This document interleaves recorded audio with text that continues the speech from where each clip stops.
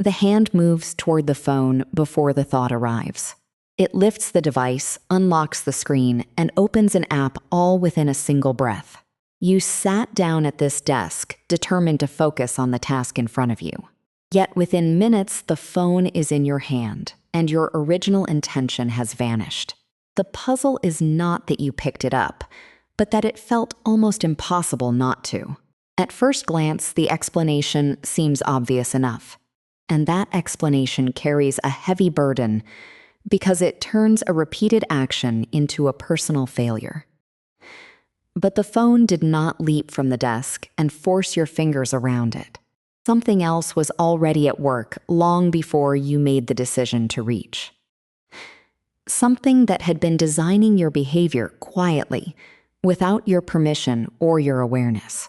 To understand what really happened at that desk, we need to look past willpower and step into the world that surrounds you. A habit is not just a choice you keep making over and over again. Think of it like a footpath worn into tall grass through repeated travel. The more you walk it, the smoother the ground becomes, and the less effort each trip requires. Eventually, you find yourself on that path without even deciding to turn onto it. Psychologists describe this as automaticity, the gradual shift from deliberate action to effortless routine. But a path does not exist in empty space, and neither does a habit. Every habit loop relies on a cue, something in your environment or situation that starts the sequence. A cue can be a location, a time of day, an object, an emotion, or even the people around you. Once the cue registers, the familiar routine follows, and the routine usually leads to some form of reward or relief. That reward tells your brain something simple. This is worth doing again under similar conditions. Over many repetitions, the link between the cue and the routine tightens until it feels automatic. Now return to the desk and look at the scene with fresh attention. The phone is sitting a few inches from your writing hand. Its screen dark, but its presence powerful. That object is not neutral furniture. It has become a cue that your brain has learned to read without your conscious input. A notification sound, a flash of light, or even just the shape of the device can activate the same old pathway. You did not fail to ignore the phone. Your brain responded to a cue exactly as it was trained to do. That means the first explanation collapses under its own weight. And this changes the question from why can you not resist to what can you actually see around you. The environment you move through every day is packed with silent instructions. A plate of cookies on a kitchen counter is not just a snack. It is a visual cue that can trigger eating even when hunger is absent. A television remote placed in the center of the couch is not just a tool. It is an invitation to sit and scroll without a plan. Your surroundings do not shout commands. They quietly shape what is easy, what is visible, and what becomes automatic. When researchers change the placement of food in a cafeteria, for example, what people choose shifts predictably, even when the options remain identical. Moving a fruit bowl closer or placing water within easier reach can nudge behavior without a single motivational speech. The same principle applies to less visible habits, like how you start your morning or how you spend the first few minutes of a break. A cue does not need to be dramatic. It only needs to be consistent and easily perceived. Your phone on the desk is consistent, visible, and loaded with past rewards such as novelty, social connection, or brief escape. Every time you pick it up during work, you strengthen the connection between the desk location and the checking routine. The environment is not merely a backdrop. It is an active player that repeatedly initiates the sequence long before you notice. But there is another layer beneath this pattern that makes the puzzle even more interesting. Habits do not only live in your present surroundings, they also live inside the physical spaces you return to across time. This is why many people find themselves reaching for a snack, not from hunger, but simply because of the room they have entered. You might spend a weekend away and break a pattern easily, only to have it return the moment you step through your front door. That is not a relapse into weakness. It is evidence that the environment holds part of the habit's operating code. So the power of the cue is not just psychological, it is almost architectural. Your desk, your kitchen, your car, your bedside table have all been sculpted by past actions into a kind of silent instruction manual. The manual does not care about your long-term goals or your vision of a better day.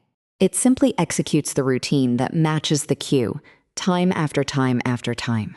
This can feel discouraging until you realize something that the willpower model never makes clear. If the environment can design your habits without your permission, it can also be redesigned with your permission. The very same mechanism that keeps you stuck can become a tool for change. But before you reach for that tool, you need to see the situation clearly without blame. Picking up the phone was never a moral failing. It was a perfectly predictable response to a carefully arranged environment. Consider the cost of getting this wrong. When you believe the struggle is about character, you pour energy into self-control and inner determination. You promise to try harder, you scold yourself, and you ignore the silent cues sitting right in front of you. Then the pattern repeats, and each repetition feels like new evidence of your inadequacy. The self-judgment tightens, and the habit keeps running, because the environment remains unchanged. This cycle is exhausting not because you are broken, but because your effort is aimed at the wrong target. You have been fighting the smoke while the fire sits calmly on your desk, shaped like a phone. Now take a breath and look across the room with a different kind of attention. Every object you see that is linked to a repeated behavior is a lever you can adjust.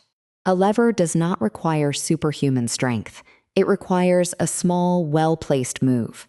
When you change the visibility, the distance, or the availability of a cue, you alter the first domino in the chain. And when the first domino does not fall, the rest of the sequence never gets the chance to begin. That insight flips the entire story on its head. What looked like an unbreakable habit was actually a stable arrangement of environmental triggers and effortless routines. Disturb the arrangement, and the habit often wobbles more than you would predict. The phone on the desk is not a test of your character.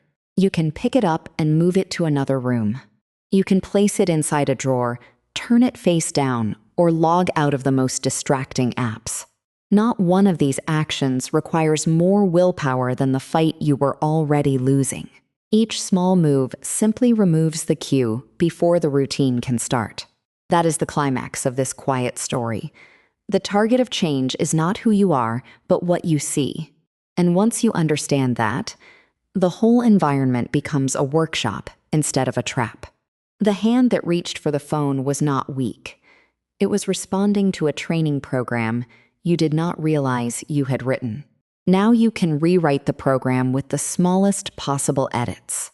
This does not mean every habit will yield overnight or that life becomes frictionless.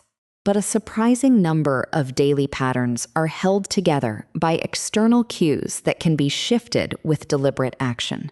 The next time you sit at the desks, you might notice the empty space where the phone used to rest. The absence itself becomes a new kind of cue, one that signals focus rather than interruption.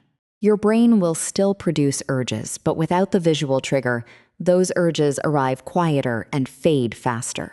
With fewer repetitions, the old path through the grass begins to lose its definition. A new path forms more easily because the competing track is no longer being reinforced every few minutes. Gradually, the feeling of concentration returns, and the work itself becomes a little less like a battle. This shift is not a magic trick. It is the natural consequence of realigning the environment with your intentions.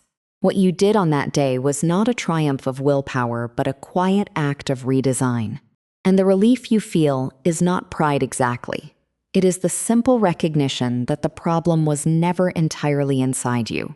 A habit is a conversation between a person and a place, and both sides can speak. When you change the place, you change the conversation. And sometimes that is all the freedom you need. The hand that once reached without thinking can now rest, because the world around it has been made a little more supportive of the life you want to live.